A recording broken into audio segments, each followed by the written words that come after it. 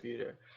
All right, so today we are going to be reviewing most of what we've done with linear equations, all right? When it comes to forming linear equations and solving it from word problems, when it comes to figuring out if it has one solution, many solutions, or infinitely, what did I say? One solution, no solution, or infinitely many solutions, or just even figuring out how to solve equations with x's on both sides. So to start out, we're going to look at, let me get my text box right here, solving equation with the variable on both sides. That's what we're going to start with. All right. And go ahead and put your answers in the chat as I write it down. So we're going to start with negative 2x plus 7 is equal to negative 4x minus 6. So as we always work these problems, our goal is to try and get all the x's on one side and everything else on the other side, all right? Or all the variables, the like variables on one side and everything else on the other side. It's combining like terms, but across the equal sign. But when we're doing that, we always have to remember that we have to do the additive and the multiplicative inverse to get things across, all right?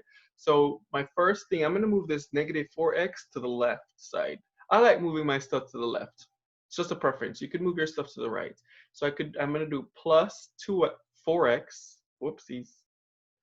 And whatever you do on one side, you gotta do it to the other side. All right, so then this becomes 0 right here. This becomes 0.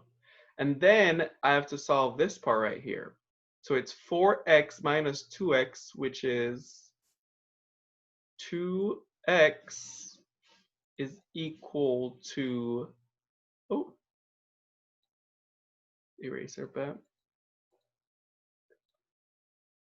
2x plus 7 is equal to negative 6.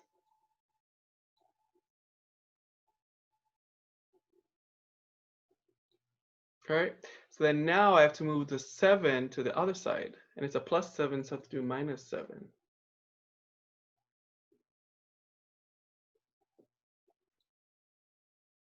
Right, so then now this right here is 0. 7 minus 7 is 0. There's a minus right there. Similarly, we have to solve this part, which is equal to negative 13. So 2x is equal to negative 13. So now I have to divide both sides by 2. So x is equal to negative 13 over 2. And you can leave your answers like that. You don't have to necessarily solve out the decimal point or anything like that. All right, we're going to leave it at that. Again, you could always go back and watch this video. The next thing we're going to look at is figuring out if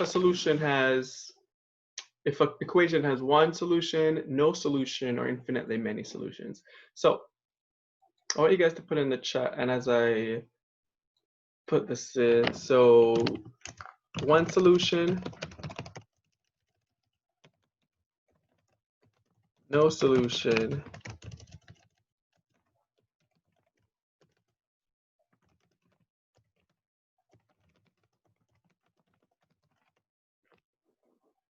or infinitely many solutions. All right, so the first question we're going to look at, and just to review what the criteria are. So if I have x equal to a, I know that's one solution. A being a real number.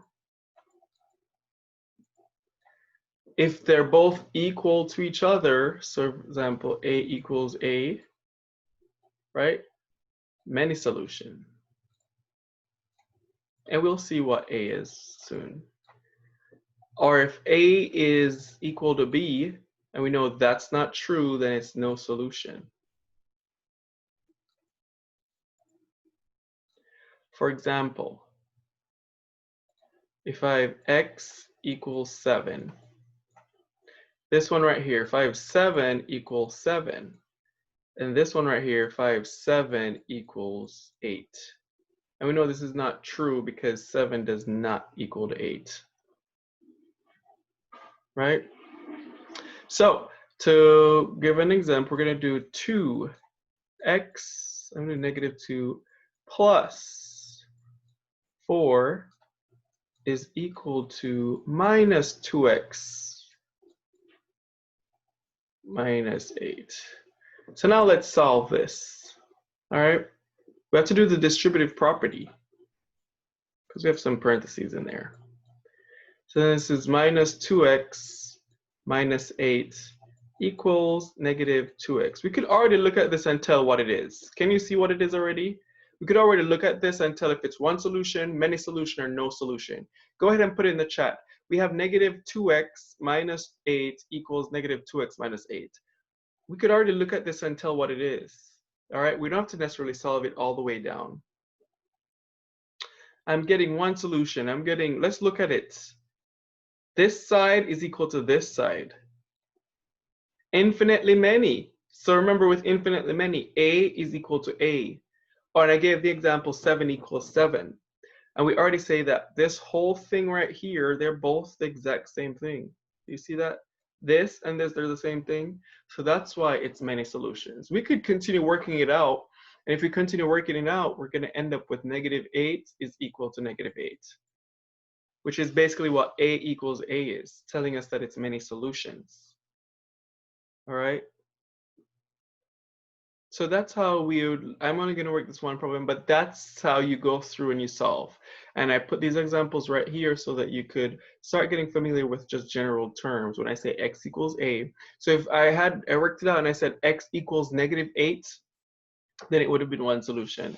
If I worked it out and I ended up with negative 8 equals 10, there would have been no solution. All right.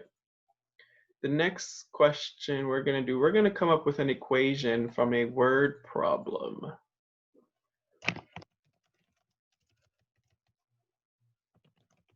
Forming equations from word problems. And let's get one together. Let's change the color.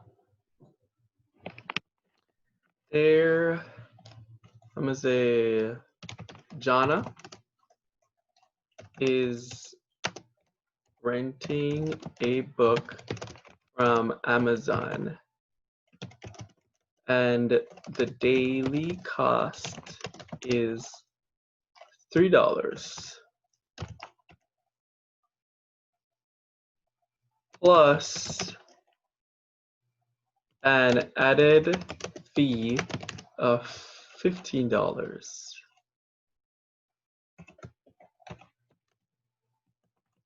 At the end of her time needing the book, she spent $48. How many months how many days did she borrow the book for? So remember, whatever they're asking us to find is what our variable would be, all right?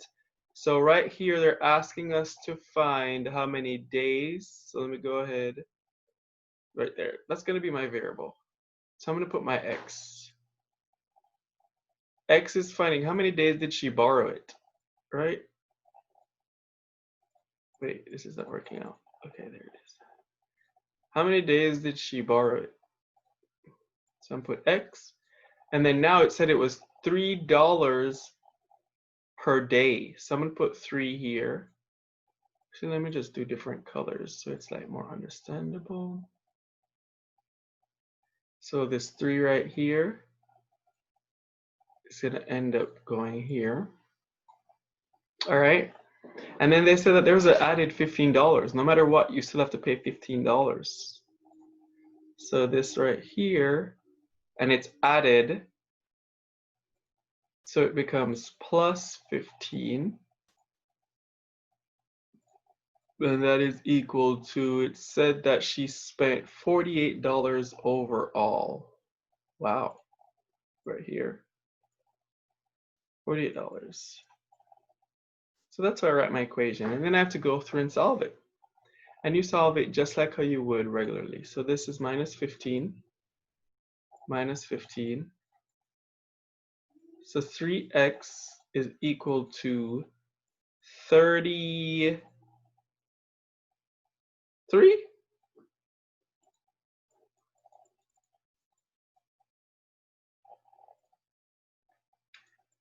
And then I have to divide